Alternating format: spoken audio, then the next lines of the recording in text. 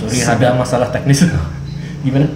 Segala hal yang saya tampilkan dalam komik yang berbau kepositifan tadi, saya ingin berbagi optimisme. Ya, karena dalam industri hiburan, ya, misalnya film, ya, industri Hollywood gitu, kita melihat film-film horor mereka atau film-film yang berbau thriller atau apa yang temanya tentang pembunuh berantai segala macam, itu kan menceritakan hal yang berbau pesimis sebenarnya. Ya, pola ceritanya itu sama, mirip lah. Jadi sekelompok remaja dari kota bepergian ke daerah pelosok, di sana bertemu dengan psikopat, dengan apa, dibantai mati satu-satu gitu, ya kan. Jadi mereka itu menganggap sebuah wilayah yang daerahnya tidak mereka kenali baik, manusianya tidak mereka kenali baik, berarti itu ancaman. Gitu. Settingnya seperti itu. Nah, itu dibawa oleh sutradara-sutradara film kita di sini.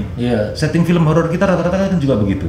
Orang ibu kota datang ke sebuah daerah, di sana, masyarakat desanya, ternyata penyembah sekte tertentu, suka ngulitin orang kayak gitu. Jadi orang desa di framing sebagai sosok yang menyeramkan gitu. Ini kan pesimisme. Padahal COVID kemarin membuktikan bahwa masyarakat Amerika dengan Indonesia beda. Begitu ada COVID, orang kita yang jelek-jelek itu suka nimbun. Yang ditimbun apa sih? Hand sanitizer, masker paling banter itu kan. Tapi yang malah justru mencari donasi untuk berbagi sembako banyak. Di Amerika, begitu COVID meledak, mereka ngantri di toko senjata. Mereka ngantri di toko senjata, kita lihat sendiri kan itu. Berarti kesimpulannya apa? Mereka adalah masyarakat yang serba saling curiga sebenarnya. Begitu ada COVID kayak gitu, mereka merasa terancam. Ntar tetanggaku ngerampok aku, ntar si kulit hitam itu nanti menjarah aku harus membela diri, aku harus mempersenjatai diri. Nah, emang kita mau dibawa menjadi bangsa yang seperti itu? Jangan. Saya harus ngakuin Indonesia ini rakyatnya waktu era pandemi itu luar biasa baiknya. Termasuk saya pribadi ya, naik motor baik-baik itu tiba-tiba langsung dikasih sembako, nggak boleh nolak. Gitu ya? Iya, maksud saya sendiri gitu. Jadi orang Indonesia tuh saya nggak, udah kayak ini COVID, saya nggak peduli kamu kaya miskin, sekalian kamu triliuner sembako. Orang di pinggir jalan dikasih sembako. Di Bali itu. Jadi saya lihat, dan saya sering ngomong ya sama supir online gitu kan. Kamu waktu pandemi hidup dari apa sih? Sumbangan. Loh ini pandemi 2 tahun. Iya 2 tahun sumbangan. Jadi orang Indonesia tuh luar biasa baiknya. Iya, yang berarti kita baru sadar jiwa komunal kita yang saling peduli, saling care, itu masih ada sebenarnya. Masih ada, harus diakui. Masih ada, memang sedang dikikis, memang gitu. Nah, maka ayo kita pertahankan. Kikisannya jangan sampai terlalu parah. Iya, kita harus pertahankan, kita harus kembali mengenalkannya. Kalau ada yang udah lupa, kita kenalkan. Kita bukan masyarakat seperti itu. Suatu hari mungkin generasi yang lebih muda di bawah kita yang ketika pandemi kayak saya nggak ngerti krisis 98 itu apa, lahir 90, tapi waktu krisis 98 jadi saya umur 8 tahun, ngerti apa? Kan? Sama seperti jadi mungkin sekarang ada anak kecil yang nggak ngerti pandemi gitu loh. Mungkin video ini suatu hari akan jadi pengingat kalau 10-20 tahun lagi kalian generasi muda tahu gitu kan.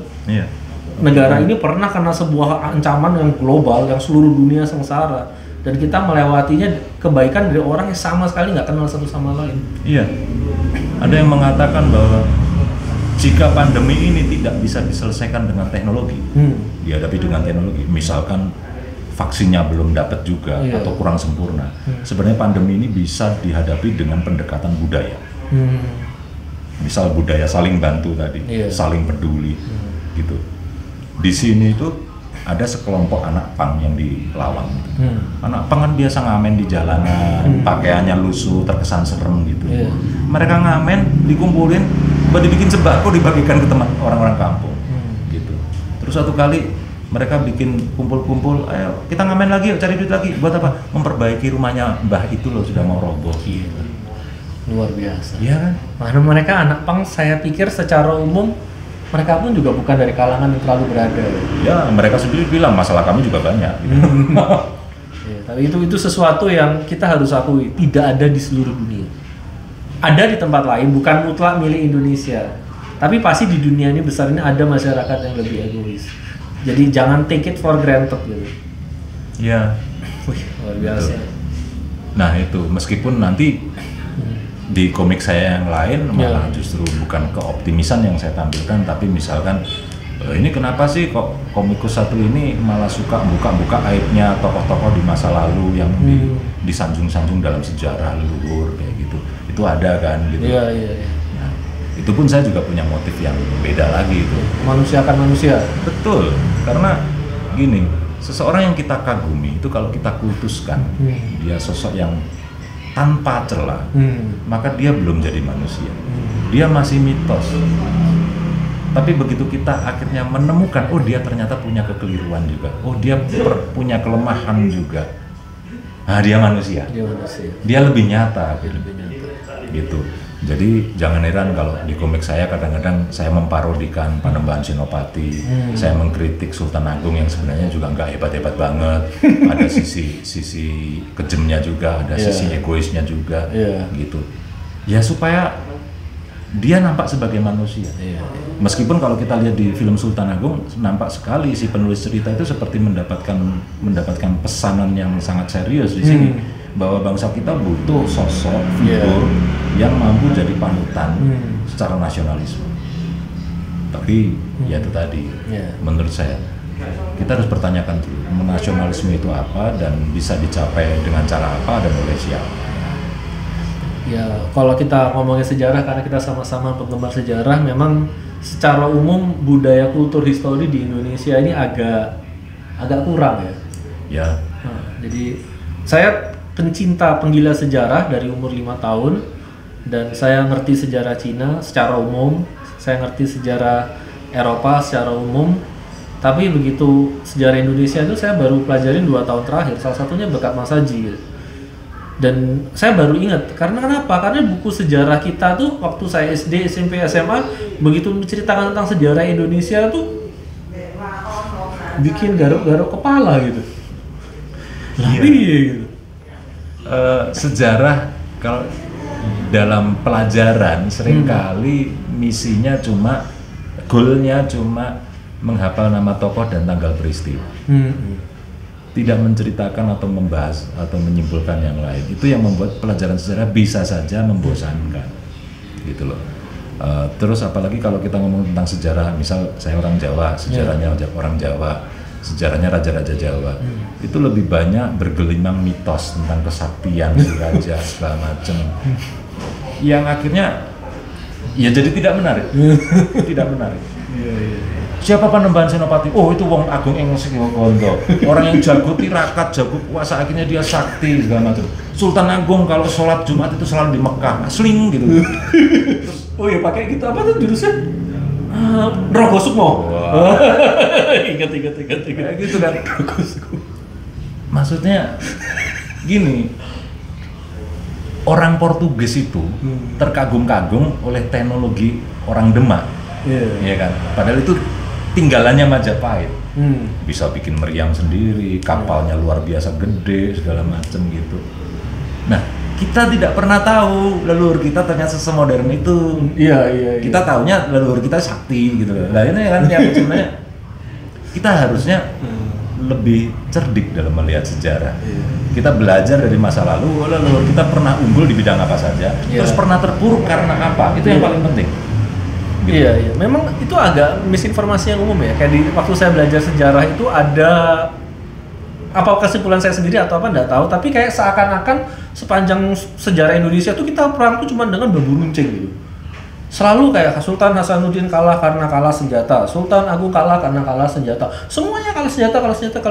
Tapi kan sebenarnya kita sudah mengenal senjata api dari tahun 1300-an gitu kan. Iya. Kalaupun akhirnya ada narasi tentang kalah senjata harus diperjelas dulu. Karena sebenarnya penjajahan ini terjadi bukan karena invasi militer. Belanda itu negeri kecil jauh sono, kalau datang ke sini dengan pasukan yang cukup untuk menguasai semua keraton, nggak mungkin bisa. Logikanya di mana? Penjajahan terjadi karena sebuah keputusan politik. Nah, ini kan yang harus diperjelas dalam sejarah. Iya. Kenapa kita akhirnya terjajah? Deal-deal politik apa yang terjadi pada masa itu? Kenapa raja kita rela menggadaikan wilayahnya kepada VOC? Penyebabnya apa? Oh, ada konflik politik. Oh, dia ingin mempertahankan tahtanya dari pemberontak. Akhirnya dia butuh bantuan sama pihak multinasional yang bernama VOC ini. Gitu. maka kesimpulannya kita lah yang mengundang kekuatan asing untuk masuk dalam konflik kita. Gitu. Nah, apa bedanya dengan zaman sekarang? Begitu. Logikanya mengatakan bahwa petani itu yang menanam sumber makanan. Tapi pada saat setiap negara itu mengalami krisis pangan, yang mati duluan adalah petani. Aneh toh, gitu loh. Para bangsawan itu yang biasanya duduk-duduk ongkang-ongkang sambil narik pajak doang, bahwa mereka yang hidup, gitu loh. Logikanya di mana? Ya kan? Nah, berarti kesimpulannya kelaparan adalah produk politik. Gitu. Bahkan bukan produk ekonomi, bukan supply demand. Bukan. Akhirnya begitu. Lalu yang nanam padi malah yang mati kelaparan duluan kok. Ini kan berarti keputusan politik yang menciptakan itu. Siapa yang jadi korban duluan. Nah, kalau itu terjadi di masa lalu hingga akhirnya menciptakan berbagai konflik-konflik termasuk perang di Ponorogo atau segala macam, siapa yang jamin bahwa sekarang itu tidak terjadi? Iya. Nah, kalau itu sekarang masih terjadi, kesimpulannya kita belum belajar dari sejarah. Betul. Itu. Dan sebaliknya juga sebenarnya banyak kisah kesaktian ya dari leluhur-leluhur kita yang tidak diangkat gitu. Kayak saya secara sangat terinspirasi dengan figur-figur waktu kita mau merdeka, itu isinya kan orang-orang yang sorry to say ya. Itu pahlawan nasional kita tuh lahir dari latar belakang yang agak kurang gitu. Kayak contoh Panglima Besar Sudirman dengan usia yang sangat muda, kerjaannya lulus SMA, lo kok bisa jadi Panglima Besar Jenderal tertinggi? Dan performanya juga oke loh. Iya. Ya, sebenarnya gini, seseorang itu bisa muncul karena momentum. Bisa. Momentumnya menguntungkan dia, maka dia bisa muncul gitu loh. Misalnya seandainya tidak ada G30S, mungkin Pak Harto tidak pernah jadi presiden. Misalnya ini ya. Misalnya. Gitu. Maka sebuah peristiwa bisa saja memunculkan seseorang yang tidak pernah diperhitungkan. Mungkin seperti itulah Jenderal Sudirman dan segala macam. Tapi yang perlu kita pahami begini, bahwa gagasan untuk merdeka bukan dari penjajahan Belanda saja, tapi dari penjajahan manusia terhadap manusia lain, di mana kerajaan pun menerapkan itu. Itu lahirnya mulai kapan? Lahirnya mulai bangsa kita semakin cerdas. Begitu banyak orang bisa sekolah. Para founding father kita itu tidak ada yang tidak borjuis, semua borjuis loh. Semua sekolah. Iya kan, semua sekolah tinggi, bahkan ada yang sampai luar negeri. Bung Hatta sampai luar negeri. Sampai di Belanda. Ya kan, gitu loh. Nah, ya kelasnya kayak Soekarno, Agus Salim bisa sekolah tinggi, ya pasti karena bukan dari rakyat jelata banget. Yang besok makan apa bingung.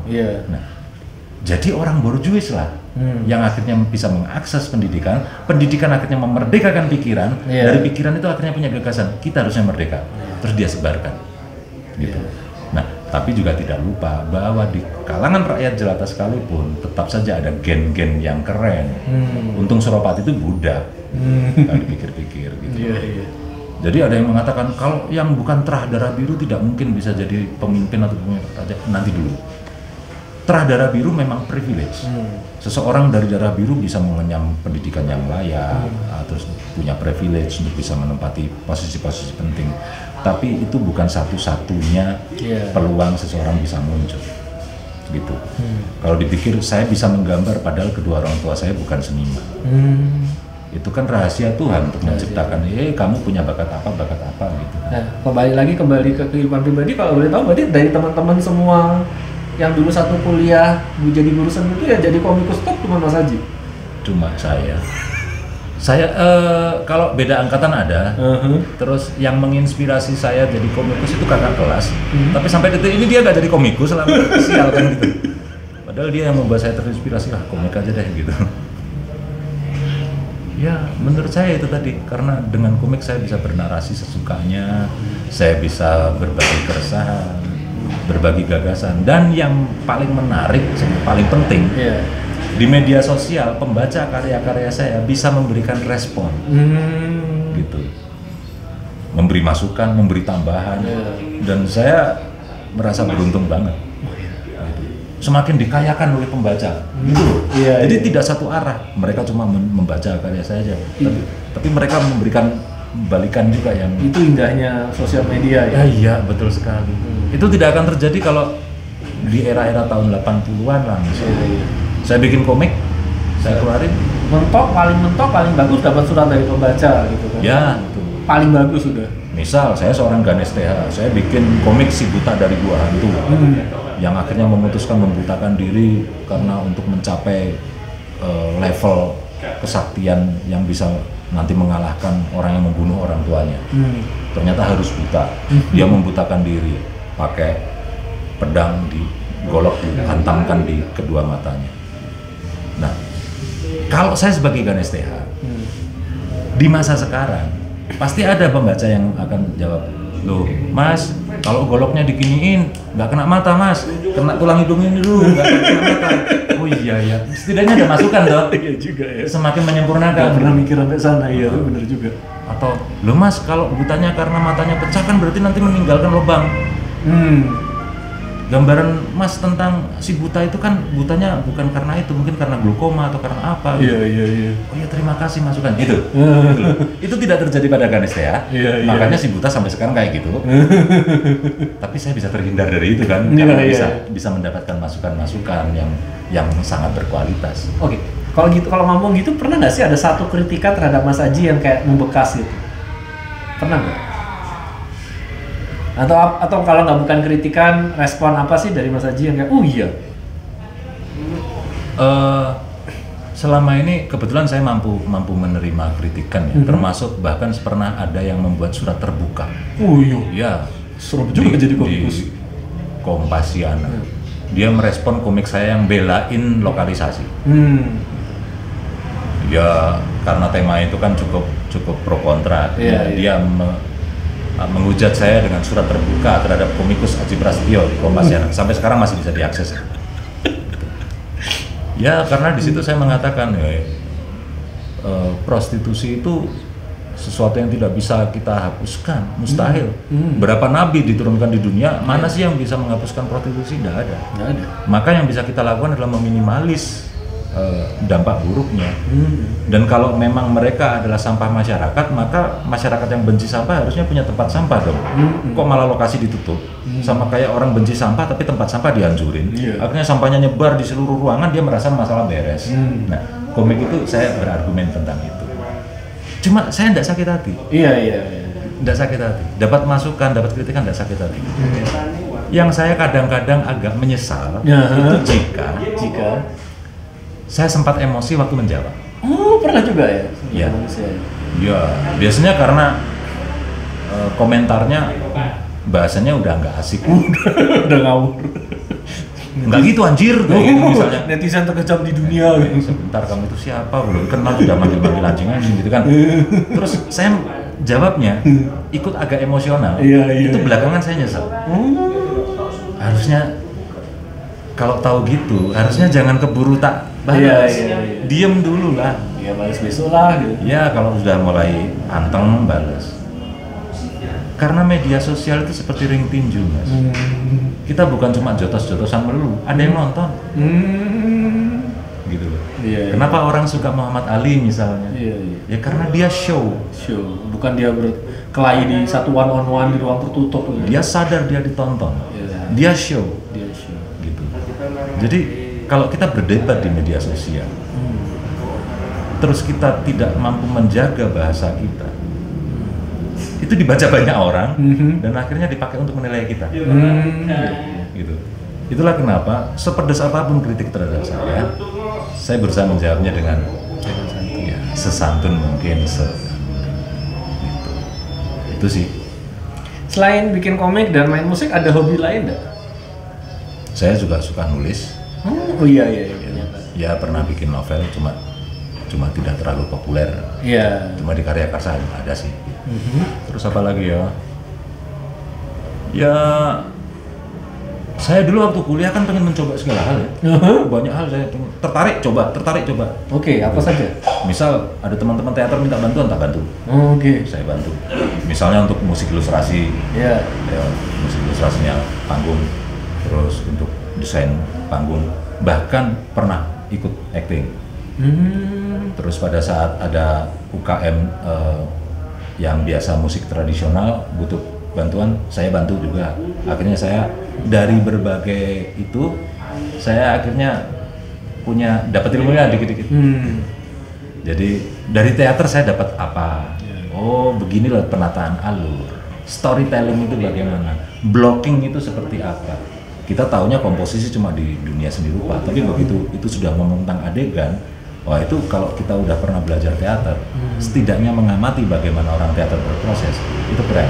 Kita bisa mengambil itu. Etos kerja seniman, saya lihat banget gitu. Orang-orang seni pertunjukan, ya misal teater segala macam. Mereka bisa berlatih selama 4 bulan untuk penampilan yang cuma 30 menit. Gitu. Dan kepuasannya itu tidak terkira pada saat pentas mendapatkan sebuah tangan. Nah, itu yang membuat saya menjadi bukan tipe orang yang suka yang instan-instan. Dalam itu. Bukan jadi orang yang suka instan. Iya. Jadi misal kenapa sih juga Liang yang dipilih menjadi penasihat militer Yubei gitu, dan untuk jadi penasihat militer terbaik ternyata dia mempelajari banyak ilmu. Iya, luar biasa. Tahu dari strategi-strategi dia kan akhirnya kelihatan, dia ternyata bisa memprediksi alam, ya kan, cuaca segala macam, dia ngerti ini, psikologi massa dia paham, gila banget itu. Iya. Nah, hal yang sama kita lihat di sosok Kresna di wayang Purwa Jawa. Di wayang Jawa, Kresna itu sosok yang brilian, jenius, karena memiliki banyak sekali ilmu-ilmu yang dia pelajari. Tapi begitu kalau kita lihat Kresna versi India, kita tidak lagi kagum. Karena penjelasannya, kenapa bisa sejenius itu? Dia dewa, titisan dewa, selesai. Avatar Wisnu. Nah, ya, kalau sudah titisan dewa, terus apa yang perlu kita kagum? Apa yang kita bisa pelajari? Oh, dia dewa, aku enggak gitu. Betul. Ya, itu kan pemberian berarti. Iya. Tapi kalau kita tahu seseorang bisa hebat seperti itu, pencapaiannya seperti itu karena dia mengolah dirinya, itu proses luar biasa. Dan itu tokoh komik Barat sama Timur bedanya di situ. Ayo tokoh superhero di Barat sana, Superman, dapat kekuatannya karena apa? Dari planet lain lah, gitu. Dapat kegigit serangga lah, terkontaminasi bahan kimia lah, segala macam. Ya, semuanya itu kayak pemberian. Iya. Tapi kalau superhero atau orang hebat, tokoh-tokoh komik hebat di Timur, mereka hebat karena belajar dan berlatih kuat, berdarah-darah. Kayak Sun Gokong gitu kan. Berlatih keras sampai nangis-nangis, sampai berdarah-darah, hasilnya jadi sakti. Iya. Jadi yang satu by proses, yang satu tahu-tahu ada. Nah, ini yang menurut saya sebenarnya itu turut membentuk karakter bangsa loh harusnya. Betul. Iya.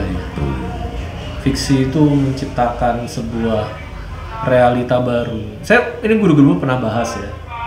Itulah kenapa bangsa kita dalam tanda kutip agak hancur-hancuran, karena semua sinetron kita menceritakan kalau kekayaan itu instan. So konyol-konyol, ujuk-ujuk ada orang kaya nikah sama pembantu, kemudian menikah gitu. Kemudian ya pembantunya disiksa iparnya, itu urusan belakangan. Tapi selalu ada kaya itu sesuatu yang instan, sekonyong-konyong dan seujuk-ujuk. Dan roman itu dihasilkan dari background kekayaan. Jadi adegan romantis itu pasti backgroundnya itu rumahnya gedong, gitu, mobilnya mewah, si suami keluar sama bawa tas, dasi, nggak tahu pekerjaannya apa, yang penting pakai dasi. Iya, itu sering. Nah, itu sales atau apa, nggak tahu. Nah, adegan perpisahan si suami mau berangkat ke kantor, itu romantis banget. Makanya akhirnya saya ciptakan itu komik yang cuma sekian 5 halaman, yang judulnya Hidup Itu Indah. Saya bantah di situ. Ada adegan romantis yang ternyata apa? Itu rumah di bawah jembatan. Maksudnya emang keromantisan roman antar pasangan suami istri atau kekasih itu hanya bisa dirasakan oleh mereka yang punya duit. Apakah keindahan hidup itu hanya bisa didapatkan dari duit? Harusnya tidak. Luar biasa Mas Haji. Kita sudah berada di ujung dari podcast ini. Kalau saya secara pribadi yang saya belajar benar-benar dari Mas Haji itu yang tadi itu, menjadilah orang yang kaya gitu loh. Dengan Mas Haji yang latar belakangnya awalnya hanya jadi guru seni, tapi kemudian belajar bikin komik, belajar bikin drama, belajar ini, belajar itu. Sekarang sudah berpuluh tahun ternyata juga jago musik, kemudian juga mengerti sejarah, mengerti isu sosial. Itu benar-benar kayak kita hidup itu harus kaya gitu. Kemana-mana. Kalau saya pribadi sih belajar itu, tapi mungkin Mas Haji ada pesan lain buat penonton? Ya.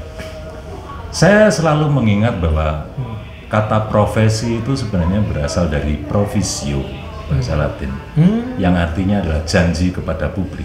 Wow, baru tahu. Ya. Jadi jika saya orang yang takut lihat darah, lihat borok aja jijik, ya jangan daftar ke kedokteran. Gitu. Karena kalau saya tetap daftar ke kedokteran berarti aneh aja. Berarti saya cuma ingin hidup mapan aja karena konon dokter itu hidupnya mapan. Tapi saya sebenarnya tidak mencintai pekerjaan saya. Nah, maka saat kita menjalani pekerjaan itu kita cuma setengah hati. Tapi jika kita mencintai pekerjaan, memang panggilan hati saya kalau melihat orang terluka itu saya pengen segera mengobati. Melihat ada orang sakit saya pengen mengobati. Nggak tega lihat mereka kayak gitu. Maka begitu saya masuk ke kedokteran itu pilihan yang benar. Pilihan yang tepat, itu akan menjadi janji kepada publik. Saya seorang dokter yang berusaha bisa menyembuhkan orang.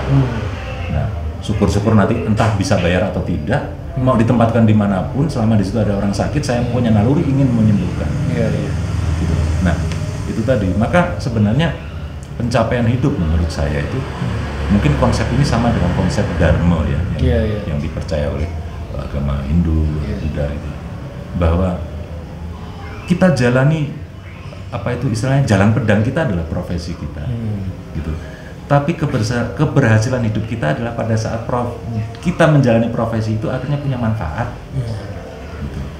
Jika kita punya profesi, kita kaya karena profesi itu, bisa kaya raya karena profesi itu, tapi ternyata tidak memberi manfaat, ya maka sebenarnya hidup kita ini tidak punya nilai. Saya rasa nilai dari hidup itu adalah saat kita mampu berkontribusi. Jadi orang kan cuma mikirnya gini, kenapa banyak orang takut mati gitu. Ya sebenarnya karena mereka takut nanti nasibnya di alam setelah kematian bagaimana. Merasa takut ya dosanya banyak, nanti takut masuk neraka atau segala macam. Padahal sebenarnya yang perlu kita takuti adalah kalau kita hidup tapi tidak ada gunanya, itu lebih menyiksa daripada neraka sebenarnya. Luar biasa. Gitu. Pada saat kita bisa berguna terhadap sesama, saya bilang sesama itu nggak cuma sesama manusia, sesama makhluk ciptaan Tuhan, kita bisa berguna, itu ada rasa bahagia dan bahagianya itu melebihi surga kan? Gitu kan? Luar biasa. Ya semudah itu kan sebenarnya. Luar biasa. Oke, thank you. Makasih banyak Mas Haji. Mas Andra, kita terus thank you ya. Bye. Sip.